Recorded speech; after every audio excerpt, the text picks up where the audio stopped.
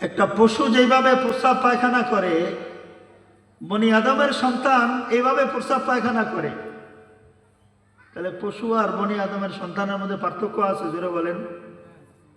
ওলামায়ে কেরাম এই মাদ্রাসাগুলো দিয়েছেন আমাদের সন্তানদেরকে ধরে ধরে কিভাবে এক একজন এক এক সমাজের প্রতিনিধি হবে, কিভাবে এক একটা ছেলে জামানার রাহবার হবে।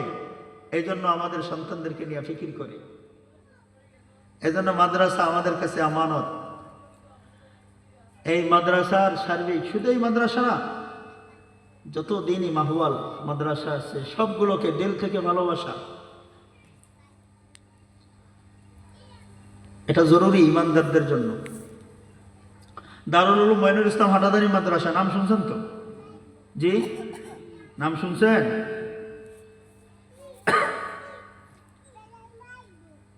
এক লোক মাদ্রাসায়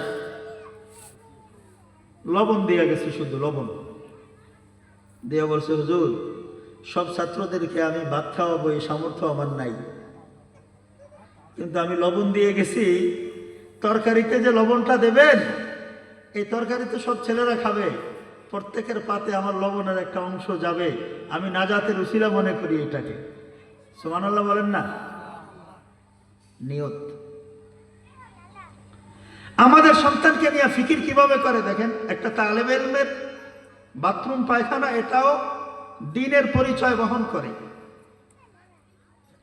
দারুল উলুম হাটাদারির মতন শাহ হুজুর মাদ্রাসার স্টার্টিং যুগে, শুরুর যুগে এলাকার লোক একদিন এসে বলতেছে, হুজুর আপনাদের ছাত্ররা আমাদের এই ক্ষেত খামারের ভিতরে পায়খানা করে।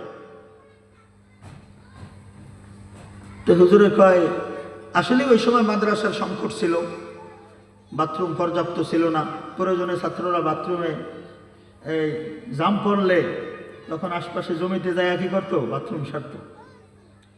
তো হুজুরে ওই লোকেরে বলতেছে, ভাই আমার ছাত্ররা যে পায়খানা করছে এটার প্রমাণ কি? কয়, হুজুর আমাদের সমাজের মানুষ পায়খানা করলে ঢিলা পাশে থাকে না, কিন্তু এখানে প্রত্যেকটা বাথরুমের পাশেই ঢিলা আছে। আল্লাহ, হুজুর আল্লাহ শুকরিয়া আদায় করছে। জাযাকাল্লাহ কে চশমাবাজ কর দি, মুরাবা জানে মান হামরাজ কর দি। আল্লাহ শুকরিয়া আদায় করছে যে আলহামদুলিল্লাহ আমাদের সন্তানদের প্রস্রাব পায়খানা ওইটা পরিচয় দেয় যে সে একজন তালেবুল ইলম মুসলমানের সন্তান। পিএইচডি পড়ে অক্সফোর্ড বিশ্ববিদ্যালয়, কিন্তু বৈশা প্রস্রাব পায়খানা করার মতো এই জ্ঞান ওখানে দেওয়া হয় না। এজন্য এই দ্বীনি মাদ্রাসাগুলো আমাদের জন্য ইমানের দুর্গ। এগুলোকে আমরা দিল থেকে মহব্বত করি, দিল থেকে সাধ্য অনুযায়ী মাদ্রাসার সাথে সম্পর্ক কায়েম করবো তো ইনশাআল্লাহ। আল্লাহ তাআলা আমাদের প্রত্যেককে কবুল করুন, বলুন আমিন। আপনাদের সামনে আমি কোরআনে হাকিমের একখানা আয়াত তেলাওয়াত করেছি। আল্লাহর হাবিব সাল্লাল্লাহু আলাইহি ওয়াসাল্লামের অসংখ্য হাদিস থেকে 2 হাদিসের কিছু অংশ পাঠ করছি। আমরা সবাই ইমানদার, কি বলেন? ইমানদার কি না? আমরা ইমান নিয়ে চলতে স্বাচ্ছন্দ্য বোধ করি। ইমান নিয়ে চলা আমাদের গর্ব। কেউ আমাদেরকে বেঈমান বললে এটা আমরা বরদাস্ত করব না। আমি ইমানদারের সন্তান, ইমানের পরিচয় দেওয়াটাকে আমি কি বলি? গর্ববোধ করি। কিন্তু বড় সমস্যা হলো ইমানের সাথে যখন শিরক যুক্ত হয়। বলেন, ইমানের সাথে যদি কি যুক্ত হয়? শিরক যুক্ত হয়। এই ইমান নিয়ে যত আমল করবে সমস্ত আমল আল্লাহর কাছে বরবাদ হয়ে যাবে। কোন এই আমলের প্রতিদান তো দূরের কথা, এই শিরকের গুনার কারণে সমস্ত আমলগুলো বদ আমলে পরিণত হবে। এটা আমার কথা না, কোরআনে আসছে। আউযু বিল্লাহি মিনাশ শাইতানির রাজীম। ওয়া মান ইউশরিক বিল্লাহি ফাকাদ হাবিতা আমালু ওয়া হুয়া ফিল আখিরাতি মিনাল খাসিরিন। আল্লাহ পাক বলেন, মান ইউশরিক বিল্লাহ, যে ব্যক্তি আল্লাহর সাথে শিরক করবে ফাকাদ হাবিতা আমালুহু, তার সমস্ত আমলগুলো বরবাদ হয়ে যাবে। ওয়া হুয়া ফিল আখিরাতি মিনাল খাসিরিন, আর এই শিরককারী বান্দা কিয়ামতের দিন মহান ক্ষতিগ্রস্ত হয়ে যাবে। এজন্য শিরক মুক্ত ঈমান, ঈমান হতে হবে কি মুক্ত? ধরে বলেন, শিরক মুক্ত। আমরা কোলার ভিতরে গ্রামগঞ্জের মানুষ ধান রাখি, চাউল রাখি কিনা বলেন? এই কোলা যদি তলায় ছিদ্র থাকে, ধান চাউল থাকবে না, পড়ে যাবে বলেন? ইঁদুর যদি কেটে ফেলে, ইঁদুরের গর্তের সাথে যদি কোলার সম্পর্ক হয়ে যায়, আমাদের ধান চাউল যা রাখি থাকবে না, চলে যাবে বলেন? শিরকটা হলো এই পর্যায়ে। ঈমানের সাথে যদি শিরকের সম্পর্ক থাকে, আমল হবে তো এই কোলার ভিতরে ধান চাউল রাখার মতো, কিন্তু তলা দিয়ে সমস্ত আমলগুলো বরবাদ হতে থাকবে। এজন্য জালালউদ্দিন রুমি রহমতুল্লাহ আলাইহি বলেছেন, আগে তুমি তোমার পাত্রের মধ্যে ধান রাখার আগে পাত্রটাকে চেক করো, যেটার ভিতরে কোনো ছিদ্র আছে কিনা। আমাদের জন্য আজকে বড় সমস্যা মুসলমানদের, শিরক মুক্ত ঈমান সংখ্যা খুব কম। এই বিষয়ে আয়াত আমি আপনাদের সামনে তেলাওয়াত করেছি। শিরক কেমন বড় অপরাধ?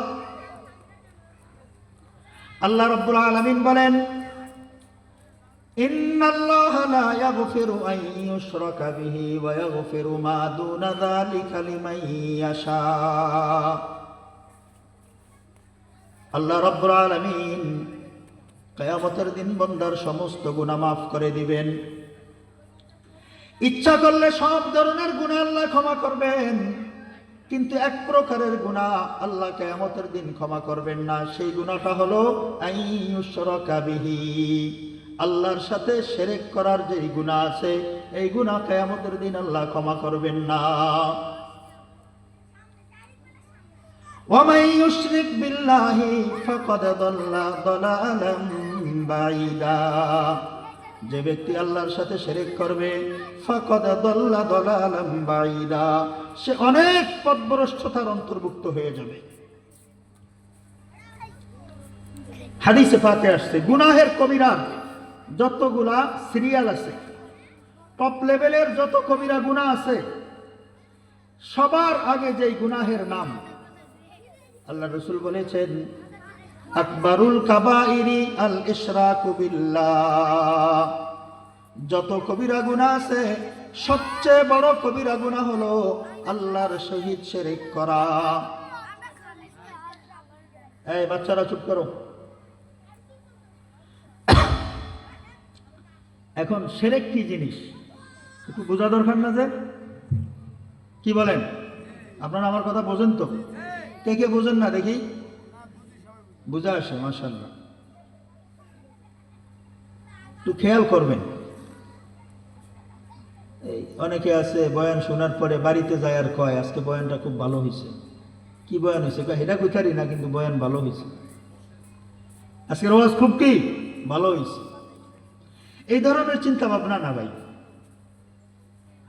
প্রত্যেকটা বয়ানে, ওলামায়ে দ্বীনের দরসে, ক্লাসে আসার পরে কিছু আমার দ্বীনই যাতে ফায়দা হয় এরকম কিছু নিয়ে যাওয়ার চেষ্টা করি। হযরত হাসান বসরি রহমাতুল্লাহ আলাইহি এই উম্মতের বিশাল বড় এলেমের শহর, এলেমের বাহার ছিলেন, সমুদ্র ছিলেন। হাসান বসরি রহমাতুল্লাহ আলাইহি বলেছেন,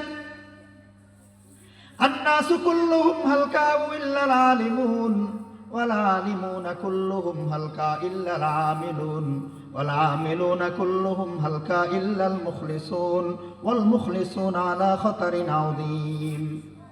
সব মানুষ ক্ষতিগ্রস্ত, ধ্বংস, তবে যারা আলেম তারা ধ্বংস থেকে বেঁচে যাবে। সমস্ত আলেম ধ্বংস, তবে যারা আমল করে তারা বেঁচে যাবে। সমস্ত আমলকারীরা ধ্বংস, তবে যারা ইখলাসের সাথে আমল করে তারা হলো বেঁচে যাবে। যারা ইখলাসের সাথে আমল করে তারাও অনেক বড় ক্ষতির মুখে আছে। কখন জানি শয়তান তাকে কি করে, ধোঁকা দিয়ে অন্ধকারে ফেলে দেয়। এজন্য আপনার অনেক পিচ্ছিল পথ আল্লাহ যদি সহজ করে, তখন ঈমান শিরক মুক্ত হবে। শিরক কাকে বলে খুব খেয়াল করেন।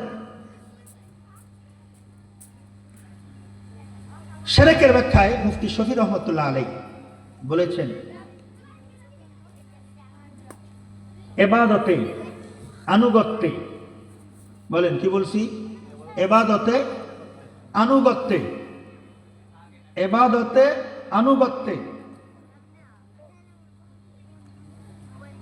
কুদরত এবং শক্তির দিক থেকে আল্লাহর চেয়ে বড় অথবা আল্লাহর সমপর্যায়ের কাউকে মনে করা। ইবাদত করার ক্ষেত্রে হোক, আনুগত্যের ক্ষেত্রে হোক, অথবা কুদরতের দিক থেকে হোক, হুকুম মানার ক্ষেত্রে হোক, আল্লাহর সমপর্যায়ের অথবা আল্লাহর চেয়ে বড় যদি কেউ কাউকে মনে করে, এটাকে বলা হয় শিরক। কথাটা আমি বুঝাইতে পারি নাই। আমরা নামাজ পড়ি কার জন্য? জোরে বলেন, জোরে বলেন, কার জন্য? এখন একজনে একা একা যখন নামাজ পড়ে, 2 রাকাত নামাজ 1 মিনিটে পড়ে ফেলায়, 4 রাকাত নামাজ 2 মিনিটে পড়ে ফেলায়। মানুষকে যখন দেখে যে 10-12 জন লোক বসা আছে, তখন পাশে নামাজ পড়তে আসে, ওই সময় 2 রাকাত নামাজ পড়ে 10 মিনিটে। কাকে দেখানোর জন্য বলেন? মানুষটা বলবে যে এতে বড় কেরাতে নামাজ পড়তেছে। নামাজ কার জন্য? জোরে বলেন। এখন কার জন্য হইতেছে? এখন কার জন্য হইতেছে? 2 মিনিট 10 রাকাত লাগে, 10 মিনিটে 2 রাকাত লাগাইতে আছেন, এখন কার জন্য হবে? মানুষকে দেখানোর জন্য। দান সৎকার করতেছে, নিয়ত আমাকে মানুষ দানবীর বলবে, আমাকে মানুষ রাষ্ট্র এভাবে বড় ডোনার বলবে, সমাজসেবক বলবে। এই ধরনের চিন্তাধারা মনের ভিতরে। দান কার জন্য করা হবে বলেন? এখন নিয়ত যদি ওরকম থাকে, শিরক। এই জন্য কিয়ামতের ময়দানে শিরকের কারণে যাদের অপরাধ শিরক হবে, এদেরকে তখন শাস্তি দেওয়া হবে, এরা আফসোস করে বলবে, তাল্লাহি ইন কুন্না লাফি দালালিম মুবিন ইয নুসাউইকুম বিরাব্বিল আলামিন। আল্লাহর কসম, আজকে যে আমরা মহান পথভ্রষ্টতার ভিতরে ঢুকে গেছি, আমাদের অপরাধ একটাই, ইয নুসাউইকুম বিরাব্বিল আলামিন। আল্লাহকে, আল্লাহর সাথে আমরা অন্য বস্তুকে সমান পর্যায়ের মনে করতাম, শিরকের গুনাহে যুক্ত ছিলাম। এই জন্য মহান পথভ্রষ্টতার এই আযাবে আমরা আজকে গ্রেফতার হয়ে গেছি।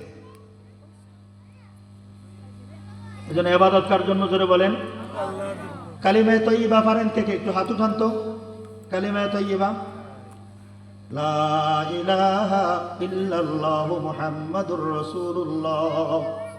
पर्दाए हस्ती अगर सु जीबना रे ला इलाहा अज़हमा बे पर्दा बीनी नूर इल्लल्लाह रा। पर्दाए हस्ती अगर सु जीबना रे ला इलाहा अज़हमा बे पर्दा बीनी नूर इल्लल्लाह रा।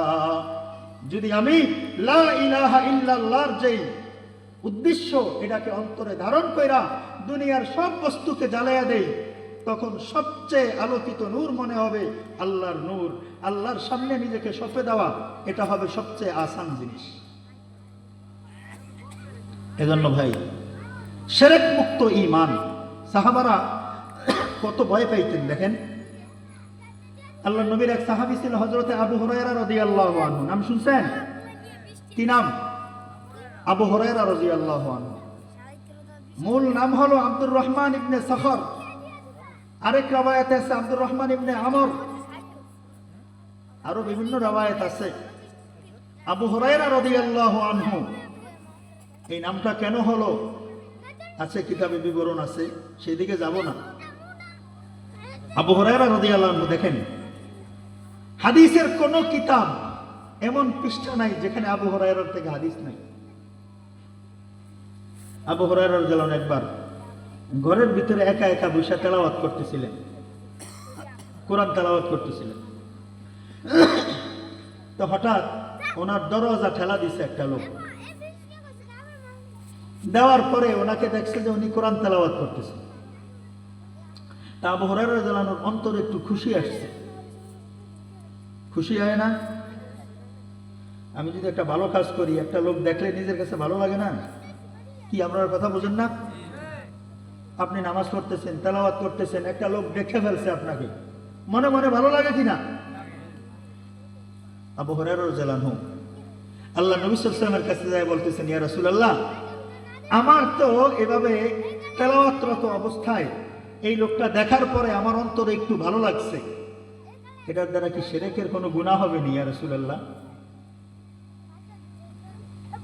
খেয়াল করছেন কি ভয় ছিল সাহাবাদের, কি ভয় ছিল তাদের অন্তরে।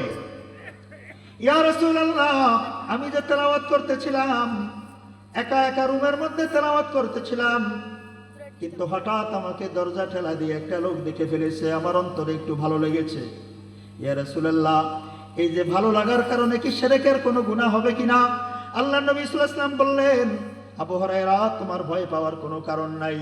তুমি তো তেলাওয়াত করার শুরুতে শিরকের কোনো চিন্তা ভাবনা ছিল না, তোমার দিলে ছিল আল্লাহর কোরআনের তেলাওয়াত করা, এই জন্যই তো রুম বন্ধ করে তেলাওয়াত করতেছিলা।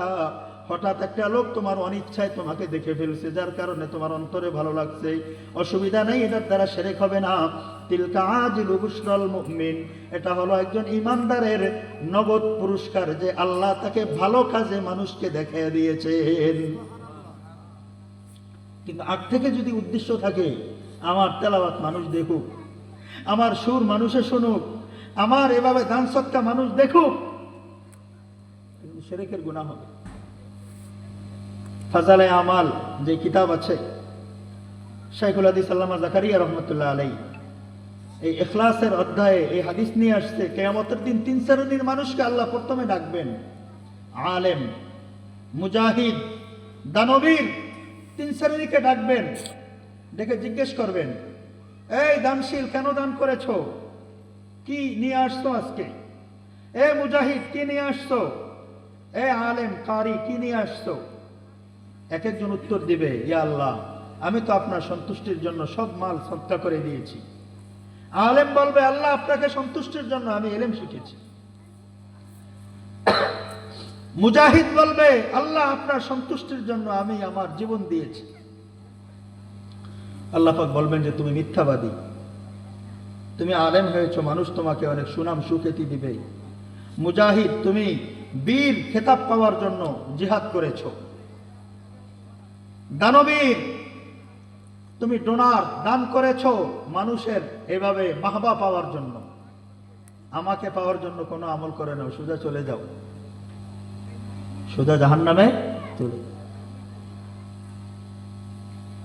আল্লাহ পাক আমাদেরকে শিরক মুক্ত আমল অর্জন করার তৌফিক দান করুন, বলুন আমিন। এই যে ইঁদুর যেমন কোলা কাইটে ধান চাউল নিয়ে যায়, এই ধান চাউল যেমন আস্তে আস্তে শেষ হয়ে যায়, ইমানের সাথে শিরকের সম্পর্ক থাকলে আমল এইভাবে বরবাদ হয়ে যায়।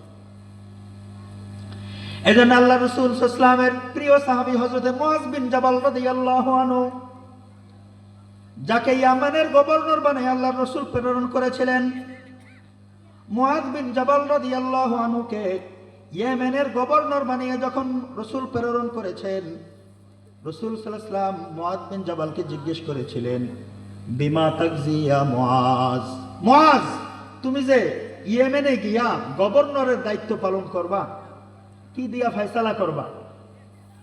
মুআয বিন জাবাল উত্তর দিলেন, ইয়া রাসূলুল্লাহ, আকজি বিকিতাবিল্লাহ, আমি আল্লাহর কোরআন দিয়ে শাসন করব।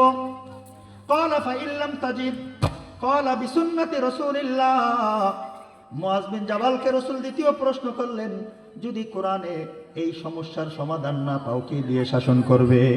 মুআয বিন জাবাল বললেন, ইয়া রাসূলুল্লাহ, কোরআনে না পাইলে আপনার হাদিস আছে, হাদিসের মাধ্যমে শাসন করব। মুআয বিন জাবালকে পাল্টা নবীজি প্রশ্ন করলেন, হে মুআয, কোনো বিষয় যদি এমন আসে যার সমস্যা কোরআনেও নাই হাদিসেও নাই, কি দ্বারা সমস্যা সমাধান করবে?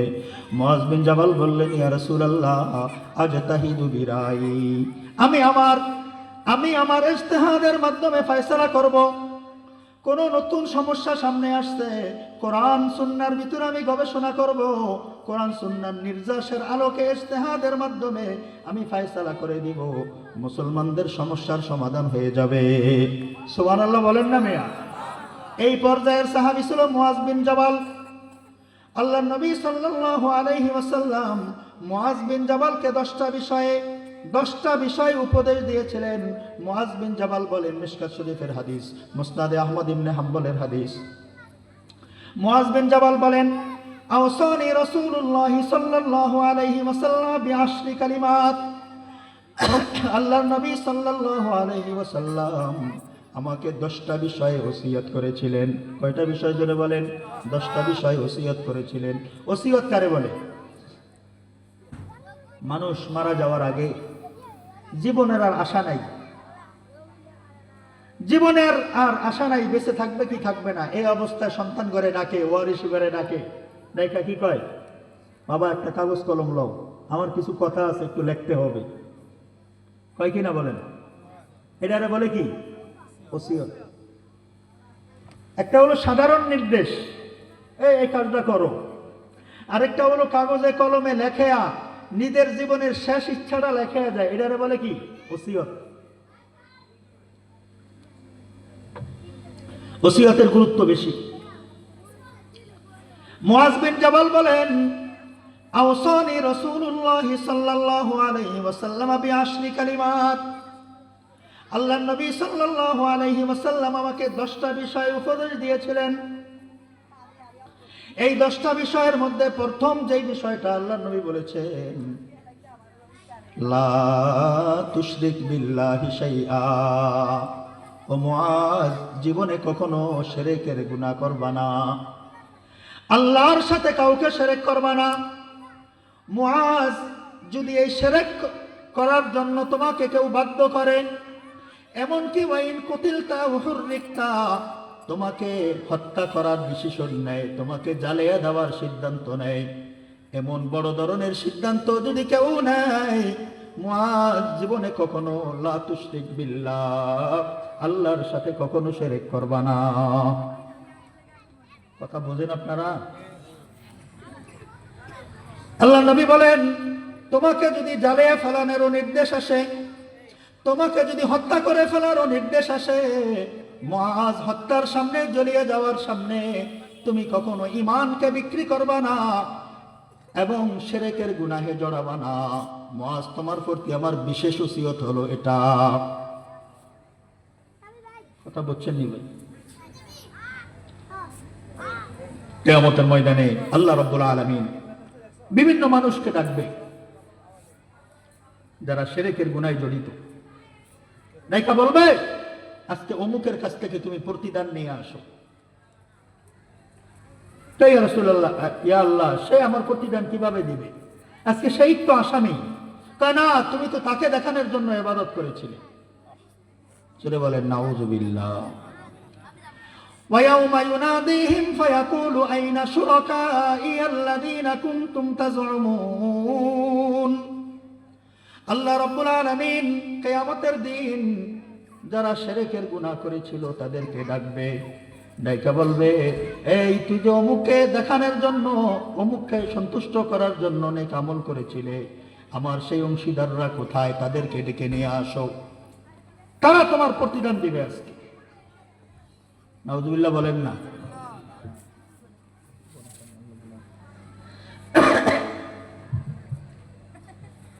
একটা মানুষও শিরক পছন্দ করে না। শিরক কি করে না বলেন? কোন একজন ভালো পুরুষ কখনো চায় যে তার স্ত্রী অন্য লোকের সাথে হাসি তামাশা করুক? চাইনি বলেন? একজন আত্মসম্মান বোধ যেই পুরুষের মধ্যে আছে, এই পুরুষ কখনো তার স্ত্রী পরকীয়া করুক, অন্য পুরুষের সাথে স্বামীর মতো আচরণ করুক, এরা কোনো আত্মসম্মান যেই পুরুষের আছে সে পছন্দ করে বলেন? স্ত্রীর অন্য অন্য অনেক অপরাধ আছে। মনে করেন স্ত্রী স্বামীর কথা মতো রান্না বান্না করে না, স্বামীর কথা মতো সাজগোজ করে না, স্বামীর কথা মতো সন্তান লালন পালন করে না, এটাও একটা অপরাধ। কিন্তু আরেকটা অপরাধ হলো স্ত্রী পরপুরুষের সাথে স্বামীর মতো আচরণ করে। ওই অপরাধগুলো আর এই পরপুরুষের সাথে আচরণগুলা এক ধরনের অপরাধ না বড় ছোট আছে? সবচেয়ে বড় অপরাধ কোনটা ধরে বলেন? পরপুরুষের সাথে চলা, নাকি? তাহলে একটা মানুষও কিন্তু শিরক পছন্দ করে না। আমি তোর স্বামী, তুই আমার সাথে স্বামী সুলভ আচরণ করবি, পরপুরুষের সাথে কেন? আমি মানুষ হয়ে যদি শিরক পছন্দ না করি, আল্লাহ রাব্বুল আলামিন যিনি কুল কায়নাতের খালেক ও মালিক, সেই আল্লাহর ইবাদতের সামনে যদি গায়রুল্লাহকে শিরক করা হয়, কি বলেন কেমন গুনাহ? কোরআনে আসছে ইন্নাশ শিরকা লাযুলমুন আযীম, যতগুলো অপরাধ আছে সমস্ত অপরাধের মধ্যে বড় জুলুম হলো শিরকের গুনাহ। নাউজুবিল্লাহ বলেন না? এজন্য জুলুম 3 প্রকার। এই আয়াতের তাফসীরে আসছে জুলুম কয় প্রকার বলেন? 3 প্রকার জুলুম। এক প্রকার জুলুম হলো আল্লাহ কখনোই ক্ষমা করবেন না, এই জুলুমটা হলো শিরকের গুনাহ। এই শিরকের গুনাহ এত বড় জুলুম, আল্লাহ কখনো ক্ষমা করবেন না। দ্বিতীয় প্রকার জুলুম হলো আল্লাহর হক নষ্ট করা, নামাজ না পড়া, যাকাত না দেওয়া, রোজা না রাখা, হজ না করা, এগুলাও এক ধরনের জুলুম। কিন্তু আল্লাহ ইচ্ছা করলে এই গুনাহ ক্ষমা করে দিতে পারেন। আল্লাহ বান্দার এই গুনাহ কি করতে পারেন? ক্ষমা করতে পারেন। আরেক প্রকার জুলুম হলো বান্দার হক নষ্ট করা। কিয়ামতের দিন আল্লাহ রাব্বুল আলামিন বান্দার হক নষ্ট করার যে গুনাহ, এই গুনাহকে আল্লাহ কখনোই ক্ষমা করতে পারেন না। বান্দা যতক্ষণ পর্যন্ত বান্দার হকের জন্য ক্ষমা না করবেন, আল্লাহ কখনো ওই বান্দাকে ক্ষমা করবেন না। তাহলে জুলুম কয় প্রকার পাইলেন? 3 প্রকার জুলুম। একটা হলো শিরকের গুনাহ, এটা জুলুম, আল্লাহ এই গুনাহ নিজে ক্ষমা করবেন না। দ্বিতীয় প্রকার জুলুম হলো আল্লাহর হক নষ্ট করা, যেমন নামাজ, রোজা, হজ, যাকাত, এগুলা কেউ আদায় করে নাই, এটাও জুলুম, আল্লাহ ইচ্ছা করলে ক্ষমা করে দিতে পারেন। আরেক প্রকার জুলুম হলো বান্দার হক নষ্ট করা। এই বান্দার হক কিন্তু আল্লাহ কখনোই কি করবেন না বলেন? ক্ষমা করবেন না। আমাদের সমাজের মধ্যে বহু মানুষ নামাজ রোজা আলহামদুলিল্লাহ পড়তেছে, কপালে সিজদার দাগও আছে, কিন্তু জায়গা জমিনের ব্যাপারে আসলে আল্লাহ এক জমিন কয়েক বেচা দেয়, আচ্ছা কিনা বলেন? টাকা খাইছে অনেক আগে, কিন্তু দলিল বুঝ দেয় না, আচ্ছা কিনা বলেন? ভাই আপনি কার জন্য রেখে গেলেন? যেই সন্তানগুলোর জন্য রেখে গেছেন, সন্তানরা আপনার মৃত্যুর পরে কিছুদিন হয়তো বা একটু মন দিন খারাপ ছিল, বেশির থেকে বেশি যেই সন্তানদেরকে সমাজে ভালো মনে করা হয়, এরা একটু আলেমদেরকে ডাইকা কবর জিয়ারত টিয়ারত করায়, আর কি একটু মিলাদ সালাত পড়ায়, এরা ভালো সন্তানের কাজ। কিন্তু আস্তে আস্তে যখন আপনাকে ভুলে যাওয়া শুরু করে, আর যখন ওই যে জমিন পাওনাদাররা এসে জমিন খোঁজে, বলে তোমার সাথে তো আমাদের কোনো লেনদেন হয় নাই, জাল লাগে লেনদেন হয়েছে, এর খবর পিডিয়া লও দলিল, কয় কিনা বলেন? এই ভুল কখনো করবেন না, এই অন্যায় কখনো করবেন না। এই সন্তানগুলো কিয়ামতের দিন আপনার বিরুদ্ধে আল্লাহর কাছে কমপ্লেইন করবে। এই সন্তান বলবে, রব্বানা ইন্না আতানা সাদাতানা ওয়া কুবারানা ফাদাল্লুনা সাবিলা রব্বানা আতিহিম দিফাইনি মিনাল আযাবি ওয়াল আনহুম লানান কাবীরা।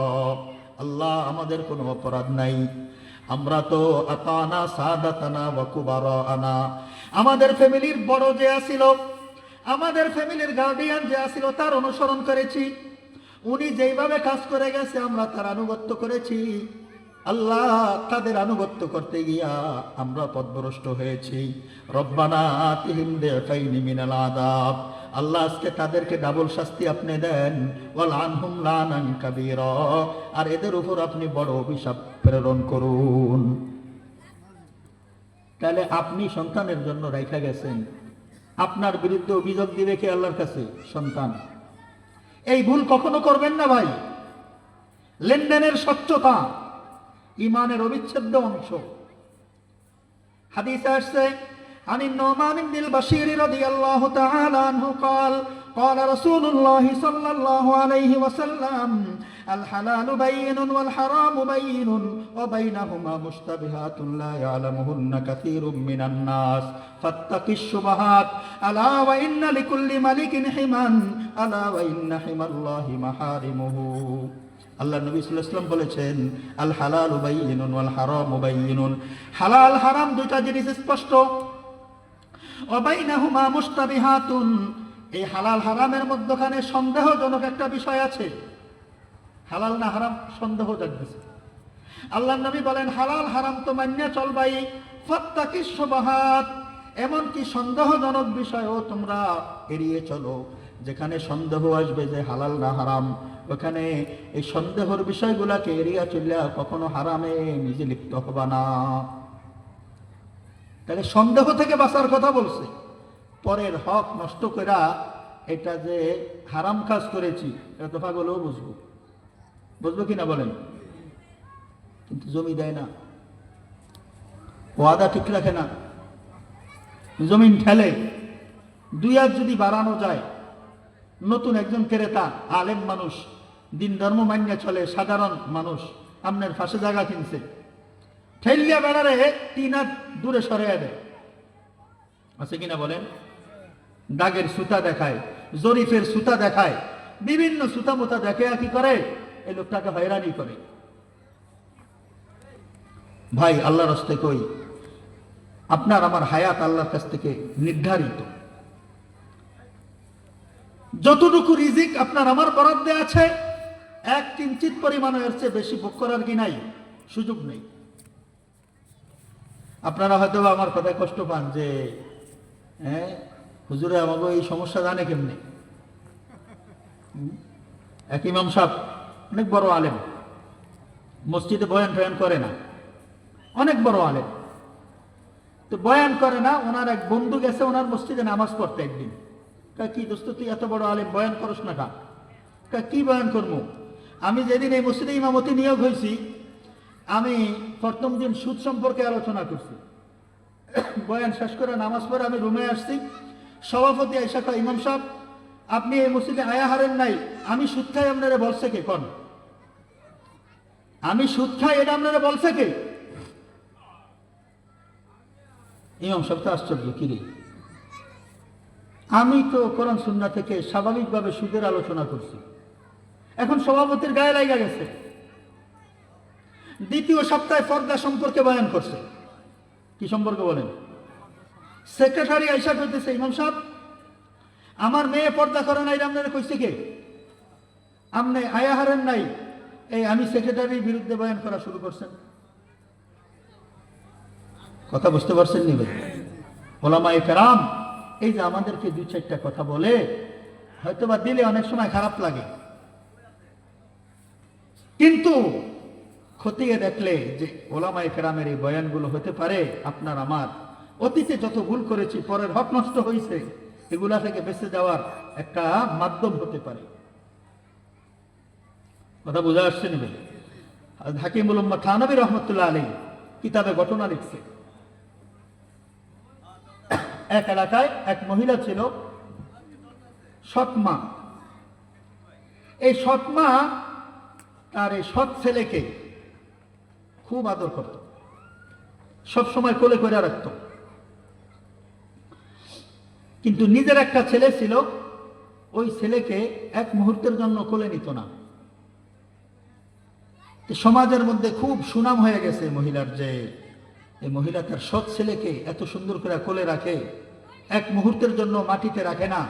এই মহিলার মতো ভালো মহিলা এই জগতে হতে পারে না। একদিন পাশের বাড়ির এক মহিলা জিজ্ঞেস করতেছে, ভাবি আপনি আসলে এই যে সৎ ছেলেটার এত আদর করেন কেন? তোমরা তো বোঝো না, আমার এই সৎ ছেলেটা এখন হাঁটার বয়স, এই সময় যদি ওরা আমি কোলে রাখি সবসময়, হাঁটা শিখবে না। জীবনের তরে পঙ্গু হয়ে যাবে। জীবনের তরে কি হয়ে যাবে বলেন? পঙ্গু হয়ে যাবে। কি বলেন? যে সময় হাঁটা শেখার বয়স, না হাঁটলে পরে আর হাঁটতে পারবো না, পঙ্গু থাকবো। কামনের ফলারে করলাম না কাম, আমার ফলার হাঁটার বয়স। ও এখন যদি ওরে কোলে রাখি হয় পঙ্গু হয়ে যাবে, এই জন্য ওরা আমি নিচে রেখা দেই। অনেক সময় উষ্টা খেয়া পরে আবার ওঠে, আবার হাঁটার চেষ্টা করে, আস্তে আস্তে হাঁটা শিখবে। তো আজকে এই যে আমাদের সমাজে আপনার কি বিভিন্ন ধরনের এনজিও সংস্থা আছে, বিভিন্ন ধরনের সহযোগিতাকারী বিভিন্ন প্রতিষ্ঠান আমাদের সামনে আসে। ওলামায়ে কেরাম আমাদেরকে মাহফিলের আয়োজন করে অনেক সময় একটু পিতা কথা বলে। ওলামায়ে কেরাম আপনাকে পরকালের পথে হাঁটার জন্য এইভাবে অগ্রসর হওয়ার জন্য চেষ্টা করাই দিছে। আর ওইটারা ওই সৎমার মতো আদর করে আপনাকে আমাকে পরকালের চিরপঙ্গু বানাইতেছে। বুঝতেছেন নি কথা ভাই? এই জন্য যে কথাটা বলতে চাইছিলাম, পরের হক নষ্ট, এদিকে আমরা কখনো আগাবো না। আপনার আমার রিজিকে যা বরাদ্দ 50,000 বছর আগে, আপনার আমার সৃষ্টির 50,000 বছর আগে আল্লাহ নির্ধারণ করে রেখেছেন। ইন্নাল্লাহা ইনদাহু ইলমুস সাআ ওয়া ইউনাজ্জিলুল গায়ব ওয়া ইয়ালামু মা ফিল আরহাম ওয়া মা তাদরি নাফসুম মাযা তাকসিবু গাদা ওয়া মা তাদরি নাফসুম বিআইয়ি আরদিন তামুত ইন্নাল্লাহা আলিমুন খাবীর। 5টা বিষয়ে আল্লাহ দুনিয়ার কোনো মানুষকে ইলম দেন নাই। 5টা বিষয়ের ইলম একমাত্র আল্লাহর কাছে এভাবে সীমাবদ্ধ আছে, সংরক্ষিত আছে। দুনিয়ার কোনো মানুষ এই 5টা বিষয় জানে না। সুবহানাল্লাহ কন্যা। কয়টা বিষয়? 5টা বিষয়। ইন্নাল্লাহা ইনদাহু ইলমুস সাআ, কিয়ামত কখন হবে এর বাস্তবের ইলম কার কাছে আছে? জোরে বলুন, আল্লাহর কাছে আছে। ওয়া ইউনাজ্জিলুল গায়ব, বৃষ্টি কখন বর্ষণ হবে এই ইলম একমাত্র আল্লাহর কাছে আছে, দুনিয়ার কোনো মানুষের কাছে নাই। মেঘ হইলেই কি বৃষ্টি হয় না? অনেক সময় মেঘ হওয়ার পরে মেঘ চলে যায়। বৃষ্টির ইলম কার কাছে আছে বলেন? ওয়া ইয়ালামু মা ফিল আরহাম, গর্ভের ভিতরে কি আছে, ছেলে না মেয়ে, আপনার হিজড়া না পুরুষ না মহিলা, এই ইলমটা কার কাছে আছে? জোরে বলেন, আল্লাহর কাছে আছে। কা হুজুর এখন তো আল্ট্রাসাউন্ড করলে সব দেখা যায়। কি বলেন? আল্ট্রাসাউন্ড করলে তো কি দেখা যায়? পেটে কি আছে দেখা যায়। তো আয়াতে কয় আল্লাহ জানে, আমরা তো দেখি আল্ট্রাসাউন্ড করলে সব দেখা যায়। তো আল্ট্রাসাউন্ডের রিপোর্ট ভুল হয় কিনা বলেন? হ্যাঁ, বাস্তব ঘটনা। রংপুরে এক আলেম, বড় আলেম, ওনার মেয়ের, অবিবাহিত মেয়ে, হঠাৎ স্বাভাবিকের চেয়ে পেট অনেক বড় হয়ে গেছে। ডাক্তার দেখাইছে, ডাক্তার আল্ট্রাসাউন্ড করে বলে যে পেটে বাচ্চা আছে। মেয়ে কোরআন শপথ করে বলছে, আমি নিজেকে শতভাগ পবিত্র, এ ব্যাপারে আমি আল্লাহর কাছে সাক্ষ্য দিতে পারবো। ডাক্তারদের সাথে চ্যালেঞ্জ করছে। আল্ট্রাসাউন্ড রিপোর্ট আসছে পেটে বাচ্চা আছে।